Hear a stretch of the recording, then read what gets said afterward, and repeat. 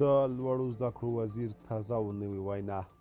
د افغان نیوز قدرمنو لیدونکو پام وکړئ د نن ورځې تازه او مهم خبر ته. د طالبانو د لوړو زده کړو وزیر نظام محمد ندیم کابل کې یوې غونډې ته د وینا پر مهال یو ځل بیا ویلي چې د چا غوښتنو ته به تسلیم نشي. د ندیم په خبره نړیوال د بشردوستۍ، میرمنو حقونو او میرمنو د زده کړو په پلمه پر موږ مسلمانانو ملامتي اچوي. هغه ویلي نړۍ کې هیڅ انصاف او عدالت نشته. زموږ نظام مسلمان دی. نړۍ موږ سره هیڅ ډول تعامل ته غاړه نه ږدي.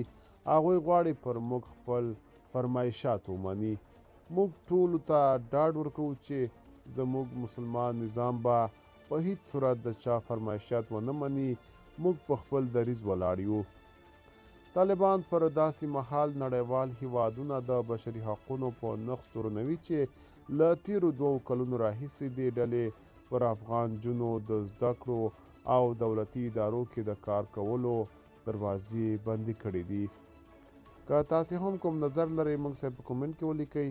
تر بیا ښه وخت ښې چارې.